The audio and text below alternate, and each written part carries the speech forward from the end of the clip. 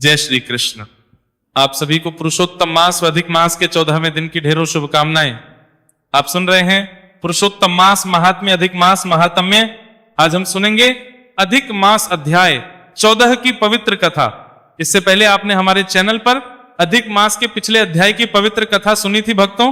पद्मा पुराण के पुरुषोत्तम मास महात्म्य में एक अत्यंत पवित्र प्रसंग आता है। यह प्रसंग भगवान श्री कृष्ण, माता लक्ष्मी और देवर्षि नारद के संवाद से जुड़ा हुआ है।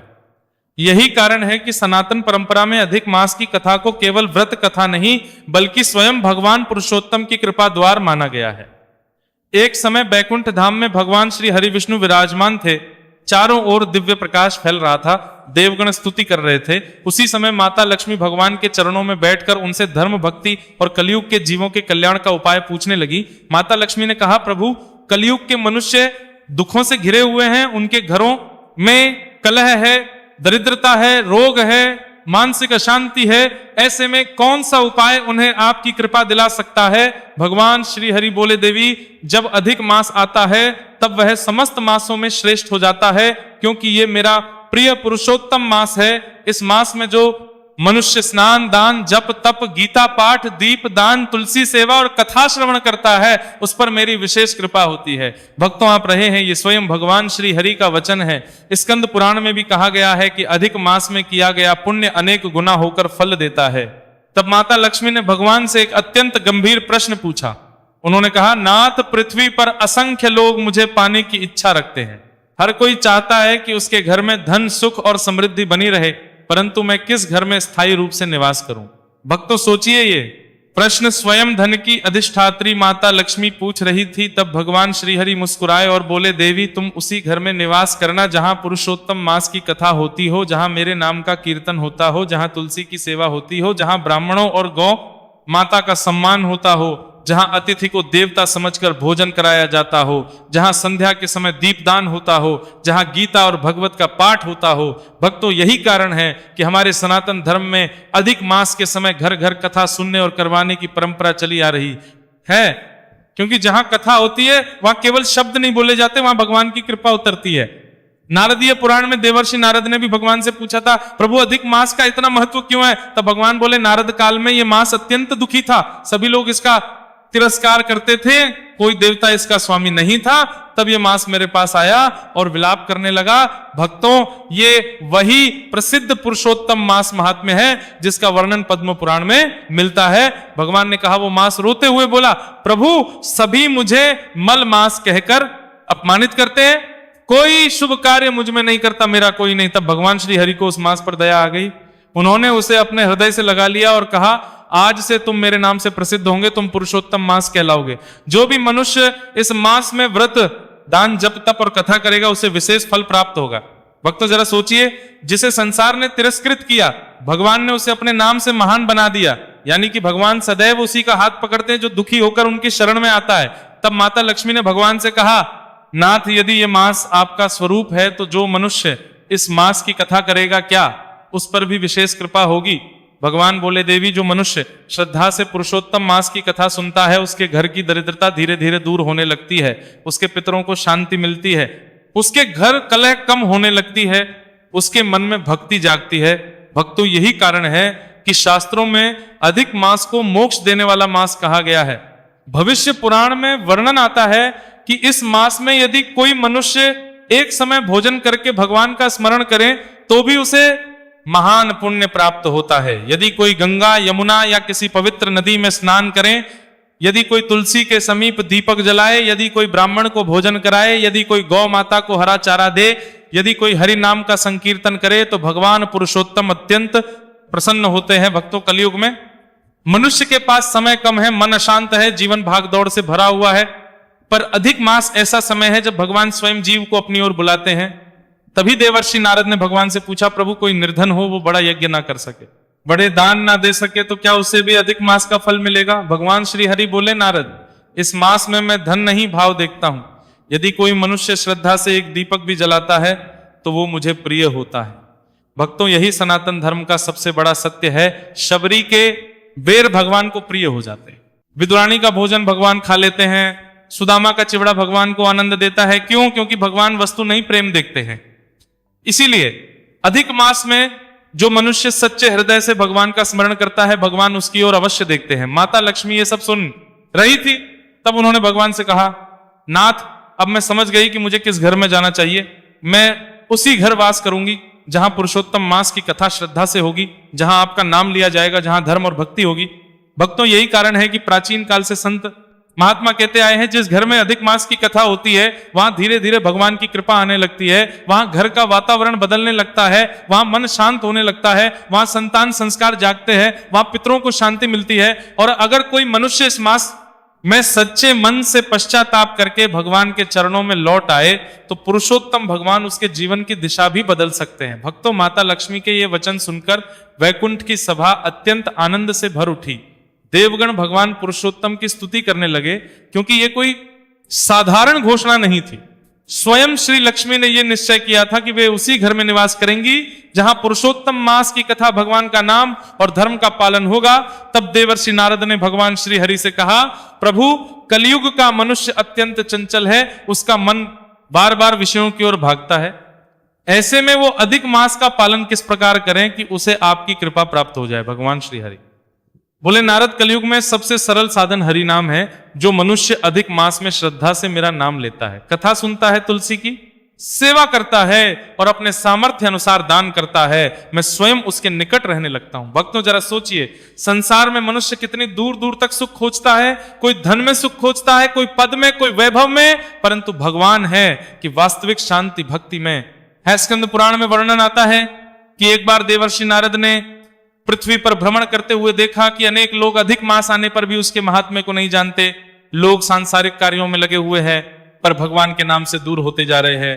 तब नारद जी के हृदय में करुणा जागी, वे सीधे बैकुंठ धाम पहुंचे और भगवान से बोले, प्रभु, पृथ्वी के लोग अज्ञान के कारण अधिक मास का महत्व नहीं समझते, कृपा करके ऐसा उपाय बताइए जिससे सामान्य मनुष्य भी आपके प्रिय पुरुषोत्तम मास का फल प्राप्त कर सके।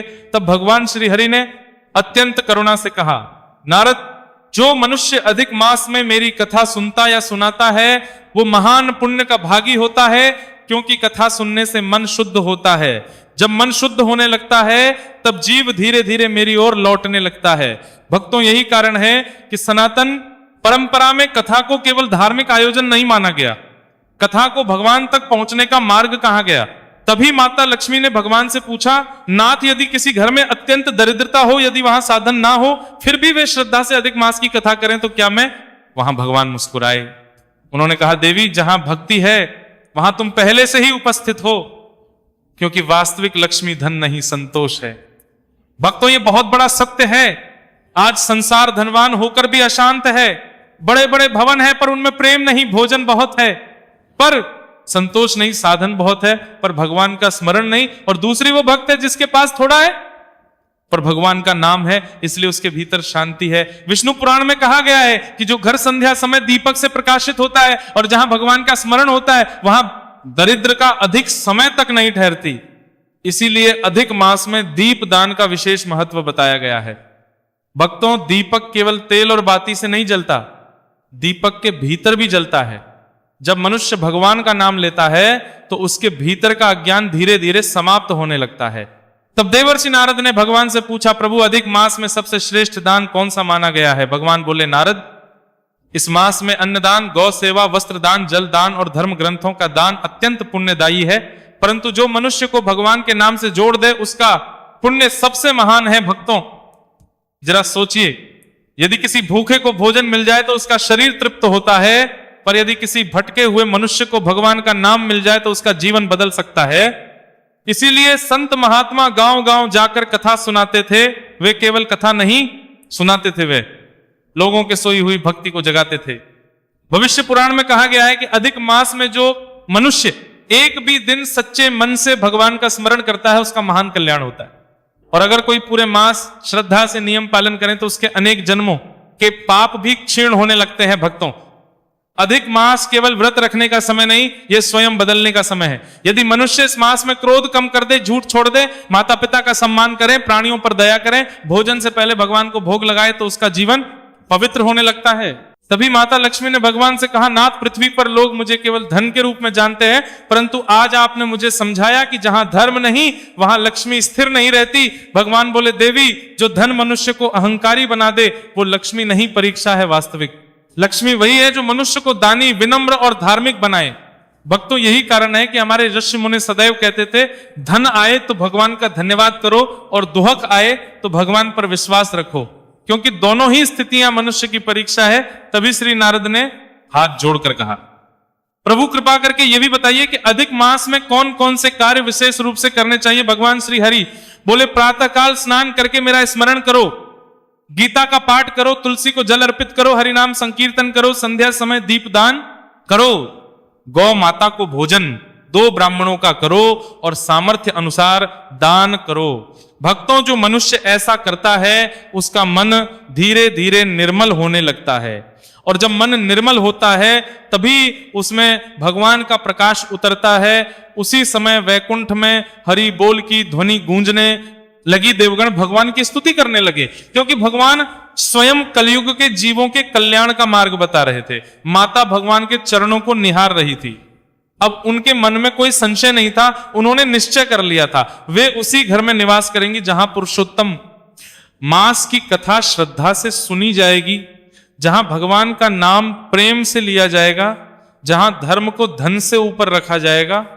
और भक्तों यही कारण है कि आज भी संत महात्मा कहते हैं, अधिक मास में कथा अवश्य सुनो, क्योंकि जहां कथा होती है वहां धीरे धीरे भगवान की कृपा उतरने लगती है।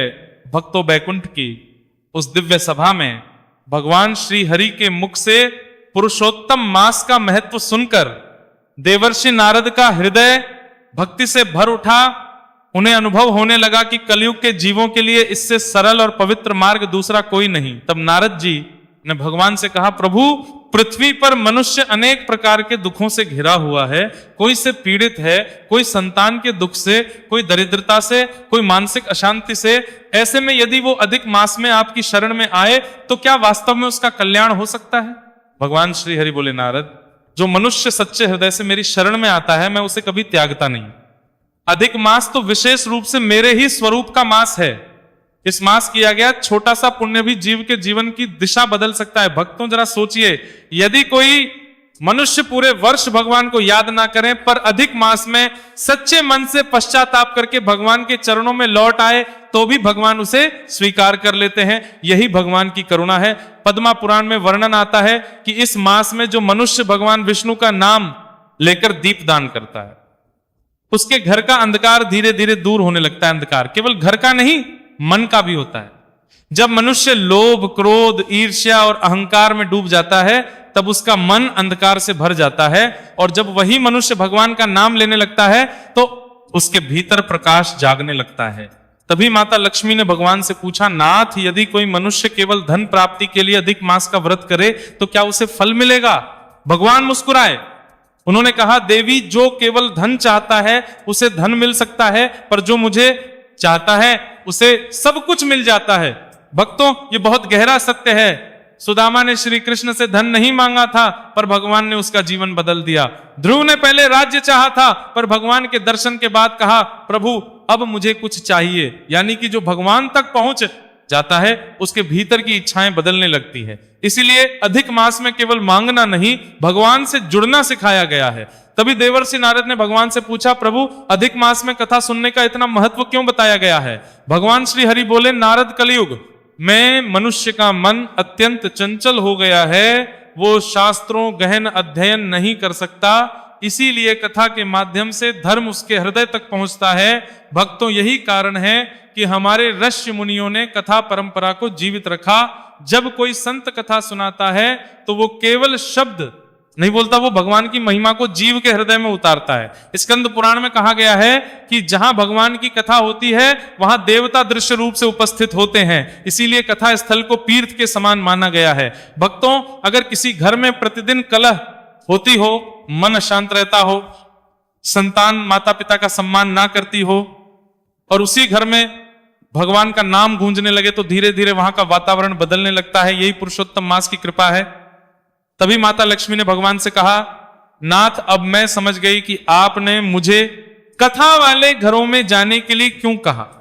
क्योंकि जहां कथा होती है वहां मनुष्य का हृदय बदलने लगता है। भगवान बोले देवी जब हृदय बदल जाता है तब भाग्य भी बदलने लगता है। भक्तों जरा सोचिए, यदि मनुष्य का स्वभाव ही क्रोध से भरा हो, यदि वो दूसरों को दुख पहुंचाता हो, यदि उसके भीतर दया ना हो, तो केवल आने से क्या होगा? इसलिए भगवान पहले मन को बदलते हैं, फिर जीवन को। भविष्य पुराण में कहा गया है कि अधिक मास में जो मनुष्य एक समय भोजन करके भगवान का स्मरण करता है और सामर्थ्य अनुसार दान देता है, उसके पितृ प्रसन्न होते हैं। इसीलिए इस मास में पितृ तर्पण का भी विशेष महत्व बताया गया है। भक्तों, मनुष्य केवल अपने लिए नहीं जीता, उस पर अपने का भी क्षण होता है।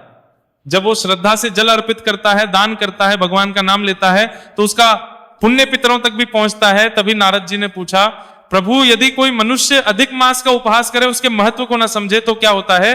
भगवान का स्वर गंभीर हो गया। उन्होंने कहा, नारद जो अज्ञानवश पुरुषोत्तम मास का अपमान करता है वो अपने ही पुण्य क्षीण करता है, क्योंकि ये मेरा प्रिय मास है। भक्तों, यही कारण है कि संत महात्मा सदैव कहते हैं अधिक मास को कभी साधारण मत समझो। ये वही मास है जिसे भगवान ने अपना नाम दिया है। जिस प्रकार एक साधारण जीव भगवान की शरण में जाकर महान बन सकता है, उसी प्रकार ये मास भी भगवान की कृपा से पुरुषोत्तम बन गया। तभी माता लक्ष्मी ने हाथ जोड़कर भगवान से कहा, नाथ प्रण करती हूं कि जहां श्रद्धा से आपकी कथा होगी, जहां तुलसी की सेवा होगी, जहां हरिनाम संकीर्तन होगा, वहीं मैं स्थिर होकर निवास करूंगी। भक्तों, ये सुनकर देवगण जय श्री हरि बोल उठे। बैकुंठ की वो सभा भक्ति से भर गई। और उसी समय भगवान श्री हरि ने कलयुग के जीवों के लिए अंतिम उपदेश दिया। जो मनुष्य अधिक मास में अपने जीवन को धर्म से जोड़ लेता है, उसका जीवन धीरे धीरे पवित्र होने लगता है। जो कथा सुनता है उसका मन शुद्ध होता है। जो हरिनाम लेता है उसके भीतर भक्ति जागती है। जो दान करता है उसका अहंकार कम होता है। जो गौ सेवा करता है उसके जीवन में करुणा आती है। और जो तुलसी की सेवा करता है उस पर मेरी विशेष कृपा होती है। भक्तों, यही कारण है कि पुरुषोत्तम मास को केवल व्रत का मास नहीं, भगवान से का मास कहा गया है। और जो मनुष्य इस मास में सच्चे मन से भगवान को पुकारता है, पुरुषोत्तम भगवान उसकी पुकार अवश्य सुनते हैं। भक्तों, भगवान श्री हरि के मुख से यह दिव्य उपदेश सुनकर वैकुंठ की सभा भक्ति में डूब गई। देवर्षि नारद के नेत्रों से अश्रुधारा बहने लगी। माता लक्ष्मी का हृदय भी करुणा और आनंद से भर उठा, क्योंकि स्वयं भगवान ने कलयुग के जीवों के उद्धार का सबसे सरल मार्ग बता दिया था ना। यज्ञों का भारी बोझ, न कठिन तपस्याओं का अभिमान, ना बड़े बड़े वैभव की आवश्यकता, केवल श्रद्धा, भगवान का नाम और पुरुषोत्तम मास की कथा। भक्तों, जरा सोचिए, कलयुग का मनुष्य कितना व्यस्त हो चुका है। उसके पास समय कम है, चिंताएं अधिक हैं, मन अशांत है, घर में तनाव है। ऐसे समय में भगवान स्वयं कहते हैं, मेरे नाम की ओर लौट आओ। यही अधिक मास का वास्तविक संदेश है। तब देवर्षि नारद ने हाथ जोड़कर भगवान से अंतिम प्रश्न पूछा, प्रभु यदि कोई मनुष्य जीवन भर पापों में डूबा रहा हो, उसने कभी धर्म का पालन ना किया हो, फिर भी यदि वो अधिक मास में पश्चाताप करके आपकी शरण में आ जाए, तो क्या उसका भी हो सकता है? भक्तों, ये प्रश्न केवल नारद जी का नहीं था, ये प्रश्न हर उस मनुष्य का है जो अपने जीवन की गलतियों से दुखी है। भगवान श्री हरि अत्यंत करुणा से बोले, नारद मेरा द्वार कभी बंद नहीं होता। जो सच्चे मन से मेरी शरण में आ जाए, मैं उसे स्वीकार कर लेता हूं। अधिक मास तो विशेष रूप से दया और कृपा का मास है। यही कारण है कि हमारे शास्त्र भगवान को पतित पावन कहते हैं। अजामिल ने अंतिम समय में नारायण कहा, गजेंद्र ने दुख में भगवान को पुकारा, द्रौपदी ने संकट में श्री कृष्ण को स्मरण किया और भगवान तुरंत दौड़े चले आए। यानी कि भगवान को मनुष्य की बाहरी स्थिति नहीं, उसके हृदय की पुकार सुनाई देती है। तभी माता लक्ष्मी ने भगवान से कहा, नाथ अब मैं समझ गई कि अधिक मास इतना महान क्यों है, क्योंकि इस मास में आप अपने भक्तों के सबसे निकट आ जाते हैं। भगवान मुस्कुराए और बोले, देवी जो मनुष्य इस मास में श्रद्धा से कथा सुनता है, उसका घर तीर्थ के समान हो जाता है। यही कारण है कि हमारे सनातन धर्म में अधिक मास के समय घर घर कथा, भजन, कीर्तन और गीता पाठ की परंपरा चली आ रही है। जहां कथा होती है वहां धीरे धीरे कटु वचन कम होने लगते हैं। जहां हरिनाम गूंजता है वहां मन की अशांति घटने लगती है। जहां तुलसी के समीप दीपक जलता है वहां भगवान की कृपा आने लगती है। और जहां भोजन से पहले भगवान को भोग लगाया जाता है वहां अन्न भी प्रसाद बन जाता है। भक्तों, पुरुषोत्तम मास हमें केवल व्रत रखना नहीं सिखाता, ये हमें जीवन जीना सिखाता है। ये सिखाता है कि धन आए तो अहंकार मत करो, दुख आए तो भगवान पर विश्वास मत छोड़ो, भोजन मिले तो बांटो, समय मिले तो भगवान का नाम लो, और जीवन मिले तो उसे धर्म से जोड़ो। जरा सोचिए भक्तों, मनुष्य जीवन इतना दुर्लभ है, ये शरीर एक दिन समाप्त हो जाएगा, धन यही रह जाएगा, वैभव भी यही छूट जाएगा, पर भगवान का नाम, भगवान की भक्ति और इस मास में किया गया पुण्य यही जीव के साथ जाएगा। स्कंद पुराण में कहा गया है कि अधिक मास में किया गया हरिनाम संकीर्तन मनुष्य को धीरे धीरे भगवान के निकट ले जाता है। इसीलिए संत महात्मा कहते हैं यदि कुछ नहीं कर सकते तो कम से कम भगवान का नाम अवश्य लो। यदि बड़े दान दे सकते तो एक दीपक ही जला दो। यदि बड़े यज्ञ नहीं कर सकते तो श्रद्धा से कथा सुन लो। भगवान भाव के भूखे हैं। भक्तों, आज संसार में लोग सुख खोज रहे हैं, परंतु सुख वस्तुओं में नहीं, भगवान के स्मरण में है। जब घर में भगवान का नाम गूंजता है तो वहां नकारात्मकता कम होने लगती है। जब परिवार साथ बैठकर कथा सुनता है तो संबंधों में मधुरता आने लगती है। जब भगवान की बातें सुनती है तो उसके भीतर संस्कार जागने लगते हैं। यही कारण है कि हमारे ऋषि मुनियों ने कथा परंपरा को जीवित रखा। तभी देवर्षि नारद ने हाथ जोड़कर भगवान और माता लक्ष्मी की स्तुति की।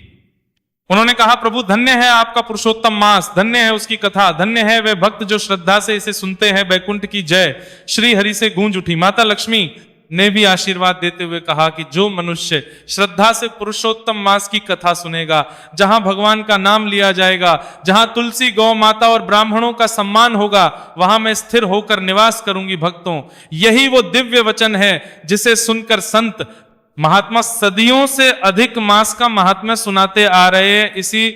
इस पवित्र मास में प्रातः स्नान कीजिए, भगवान का नाम लीजिए, गीता का पाठ कीजिए, तुलसी की सेवा कीजिए, दीप दान कीजिए, गौ सेवा कीजिए, पितरों के लिए तर्पण कीजिए और श्रद्धा से कथा अवश्य सुनिए। क्योंकि कौन सा क्षण भगवान की कृपा का द्वार खोल दे ये कोई नहीं जानता। और अगर पुरुषोत्तम भगवान की कृपा हो जाए तो मनुष्य का ही बदल सकता है। श्रद्धा से जय श्री हरि अवश्य लिखे, कथा को अधिक से अधिक लोगों तक पहुंचाए, वीडियो को लाइक करें और चैनल को सब्सक्राइब करें। भगवान नारायण सब पर कृपा करें। हरे कृष्ण।